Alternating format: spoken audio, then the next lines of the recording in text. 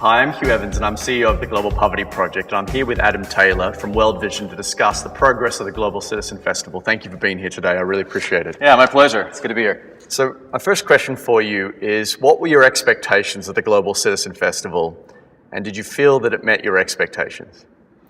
Well, I think I expected a major concert with a lot of enthusiastic young people and others that came for the music, but also came to make a difference in the world to try to accelerate progress in achieving the Millennium Development Goals. And in terms of a great concert, I think it certainly achieved that goal. And I think it achieved a goal of really raising awareness about what the MDGs are all about, what progress we've made as a world in achieving many of them, but also what needs to happen to try to hold political leaders accountable for even greater action.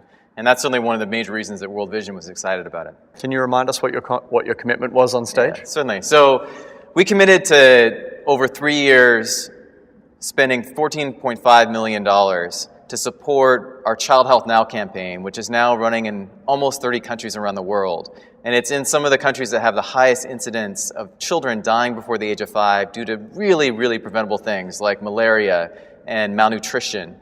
And so our commitment is to ensure that in those countries, we're working from the local level all the way up to the national level to hold governments accountable and empower citizens to be able to monitor the progress that's being made, and where governments are falling short, to be able to hold them accountable for better progress. So your objective is obviously an advocacy objective.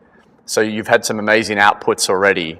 How are you going to measure the outcomes, the ones that affect the governments of this world and ultimately see the change that we want to see in this world? Well, we're monitoring the health budgets of many of the countries that are most impacted. Brilliant. One great example is in Kenya. We've been working to push the national government to commit greater expenditures for health. And over the last 3 years, the Kenyan health budget has doubled, which is extraordinary. I mean, this is Kenya committing its own resources to address its health needs. And of course, there's roles that the U.S. government and others play in providing effective assistance to Kenya and other countries.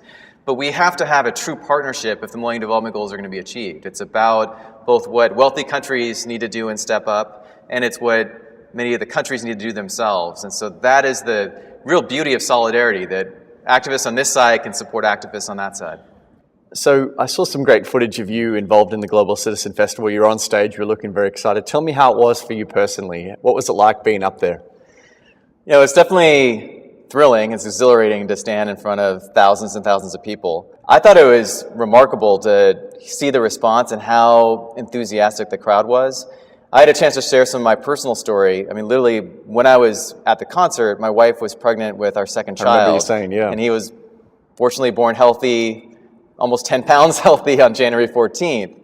But I shared what it's like as a father to want the very best for your child and want the very safest delivery for your wife. And yet, so many women around the world are robbed of that opportunity. And so many children die in childbirth or in the first couple of precious days of their life, or the first, couple hundred days for that matter. And so it gave me a real sense of passion and conviction about this world that we're trying to create together. And we know that we can get there, but it's going to take all of us lifting our voices. So we obviously want the Global Citizen Festival to have a lasting impact for the global citizens who are there, for the world leaders, ultimately for the world's poor. What would be the one message that you would leave to all the global citizens? I would say that your voices and actions really do count, and that when we join together and kind of build these networks of solidarity with our brothers and sisters that are living in extreme poverty, that we really can achieve these really bold and ambitious goals, like ending extreme poverty. I mean, for example, in his State of the Union address, President Obama committed to ending poverty in 20 years. So we've got, clear leadership, at least from many heads of state, but all of that will not be enough unless citizens are actively involved and they're actively using their voice. Because too often, many of these issues can kind of fall off the radar screen, particularly in very tough budgetary times that we're in now. And so it's imperative that people use their voice to create change. Brilliant. All right. Well, thank you so much for your time, Adam. Really appreciate it. All right. Thank you. Cheers. Cheers.